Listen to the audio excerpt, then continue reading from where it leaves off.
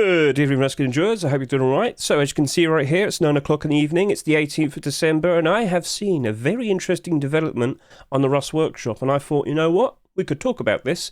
It's a fun little story to discuss what went wrong or what went awkward with the likes of the Doom Garage Door, also known as the Industrial Bloodgate. So sit back and relax. It's story time.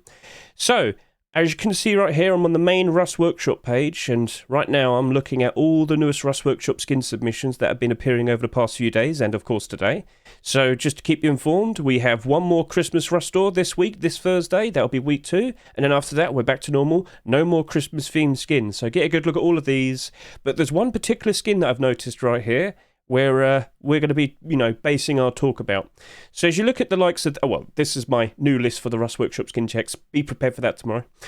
As you look over to here, this is the Industrial Bloodgate Garage Door, but the updated version. What's going on here? What's all this about? So basically, technically speaking, this has already been accepted into the game before, but it wasn't actually properly added to the game. And that is where we're going to be properly discussing what went down in regards to the original Doom Garage Door. Just to give you a little heads up, it also has a glow-in-the-dark version right there, so feel free to go onto the likes of the workshop and show your support, comment and whatnot. Right, so basically, as we just saw over here, this has just been submitted, but if we hop out and take a look at the accepted section, so I'm sure many of you are well aware, with the accepted section, all of these skins are prepared and ready to then actually be put into the Rust stores. And of course, we just had the first week of the Christmas batch. Very nice, very cool. But very recently, we had the December Forcewipe Rust Store, didn't we? And a very notable skin right here was accepted, but it wasn't actually added to the Rust store. So what went down? What happened to the likes of the original Doom Garage Door, which was later changed to Industrial Bloodgate? So get a good look at this, submitted back on the 26th of November, 2023. Let's now go over to here and take a look at my Twitter, because I basically have a nice bit of a timeline showcasing what happened.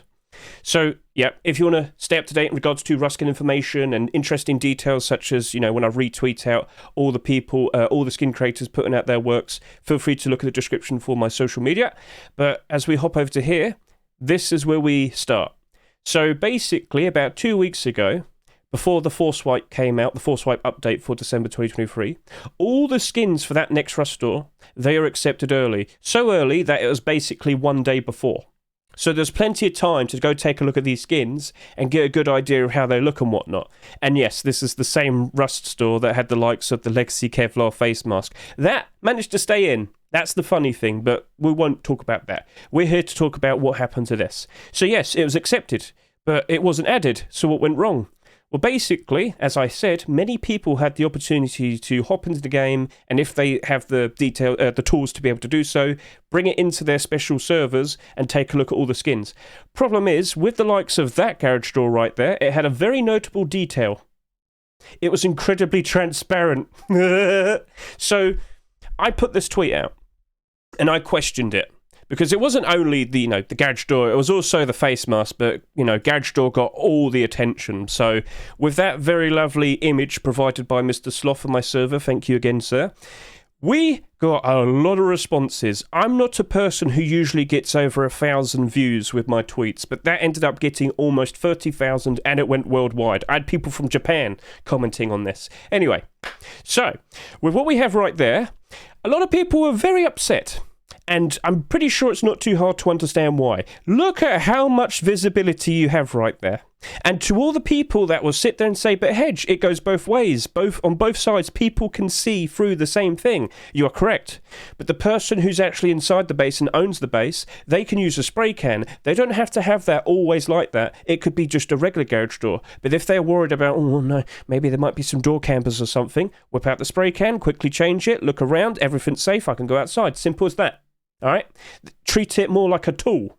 And technically speaking, that would be a pay-to-win tool. Because, people will be able to quickly check outside. There's, door campers. Well, I'm not going outside. I'll just go out the back door or something. You get the idea. Now you understand. So, a lot of people were very upset with this. And they thought, no, surely not. Come on, Face Punch. What are you doing? Because, with the likes of the recent base decor DLC pack, with like the barrels and whatnot, a lot of people haven't been very happy in regards to the direction, in regards to some of the items that have been introduced to the game. And, of course, skins. So, for all of the night, because I went to sleep, throughout all of the night, and then I went to work and whatnot, I came back, and it turns out Facepunch kept track of what everybody was saying. Like, they listened in. They saw a lot of people weren't very happy with this. And what eventually happened was, it wasn't accepted. It wasn't accepted. They decided to not, like, put it through. And, well, very recently, as I've said, the likes of this has now got a fixed version. And this wasn't too much of a surprise. Robstar, a very prominent skin creator, I'm not surprised that he listened in, saw everybody's like opinions and whatnot, and he decided to make a newer version as soon as he could.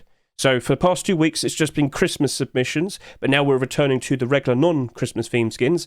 So yeah, here we are. Get a good look at that. That is the version 2. There they are, all nice and lined up. There's the one that doesn't glow, and there's the one that does glow. And when you make a comparison to what we just saw a minute ago, it's a lot more fairer.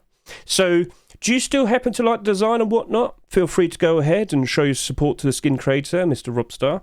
But like I also mentioned, if we quickly hop over to here, it was literally at the door, ready to be put out. So originally it was called the Doom Garage Door, but then it was changed to Industrial Bloodgate.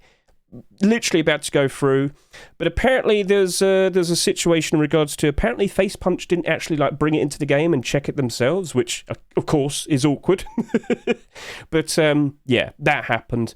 So yeah, it was almost about to be accepted, but yeah, it's just too much. And at the end of the day, people are allowed to voice their opinions. Like, we shouldn't say, no, it was ruined by people. Look, if the vast majority of people don't like something and, the actual game company listen in, you should consider that a good thing, all right? But the fact that apparently they didn't check themselves, I can't verify that. It's a rumor I heard, but yeah, there is now a new rule taking place in the likes of the workshop now. All skin creators, if they have any form of transparency, they have to point it out. They have to use a special code or something. I can't remember what it is, but basically it's going to be a lot easier to identify now. So as long as the people who make the skins follow the protocol. So unfortunately, what could have happened, or what could have been, didn't happen. Who knows? Maybe they give it away for free in a Twitch drop at some point in the future. If everybody gets it for free, would that be alright, or would that be too much? Everybody gets to have overpowered content. Yeah! Well, technically it would be pay to win then, because it would be free. Free to win. Yeah! Alright, anyway. So, that happened. Very silly. But what are your thoughts? Do you reckon that would have been totally fine? Or do you reckon, yeah, that was good. They didn't accept that. That's actually a good thing. Yeah. So, that I want to hear your opinion. I was just kind of giving an example. So, yeah, that's it. That's the silly story. That's what we originally had, and now we have the likes of this. And there you are. Do you like the work? So, what I'll do is I'll also make sure I will put in the description a link to both of these versions of the skin, because I can't help but feel a bit guilty. Like, if I never put this tweet out, would there have been as much traction? Sorry, but I did say sorry to Mr. Robstar, because it's a lovely piece of work. It's just too much for the game. So yeah, cool. I feel a bit awkward, but I don't control everybody's opinion, There was a lot of people that jumped in, a lot of content creators as well. They saw this, they thought it was ridiculous, but it was omitted. So at the very least, we can be happy about that. So if we quickly hop back over to here and look at the likes of last week's Rust Store, we had basically everything except the garage doors. So you can see it all there. Still got the Legacy Kevlar face mask. But hey, look, it worked out all right, because there's a much more pay-to-win skin next to it. Everybody got upset at that one. Nobody put enough time in to complain about this one. Oh well, too late. But then again, during the same time, we of course had the Twitch Rivals event taking place, and we had Team Rockets, the green team's face mask that was given away for free. I mean, I can show you that real quickly. So if you go to scmm.app, if you go to the item section, you can see all the newest content that was added. For example, here's the Twitchman stuff that's currently being given away on Twitch as a Twitch drop. But as we go down to here, yeah, Team Rocket face mask. There you go. So, remember when Kayak Helmet was special? Well, not anymore. this was given away for free, and it's green, so yeah. By the way, I hope you enjoyed Twitch Rivals. I hope you managed to get all of the skins. I understand quite a lot of you didn't, because there was issues with Twitch. It wasn't Face Punch's doing, it's Twitch, because I've been getting some drops from the likes of Battlebit Remastered and whatnot, and it pauses every now and then, and it's stupid. So if you're upset with that, it's not really within control of Face Punch, unfortunately. It's Twitch as a whole. So yeah, and also if you scroll down here, you can see it right there, Industrial Bloodgate. There you are. So what could have been, but I can't help but think surely the newer versions are going to probably be accepted. Like, they were going to accept it, and I feel like as an apology or something, maybe Robstar gets his newer version accepted. I hope at least the glow-in-the-dark one. At least that would be nice. Cool. So, what are your thoughts? What are your feelings? Feel free to sit there and say, and like I said, don't forget, we do have a Rust Workshop skin checks to do tomorrow. So far, I've only got 26 skins. There are more. I have to add them all to the collection. But yeah, always keep an eye out on the workshop and show your support to all the skins you happen to like. Keep those skin creators nice and motivated to keep wanting to put out very nice, cool-looking creator designs in the future. Winter camo hide pants. Ooh, that's looking pretty interesting. So, we'll look at it tomorrow. Thank you all for watching. I greatly appreciate it. Hope you enjoyed the story, and I'll catch you later. See you, goodbye.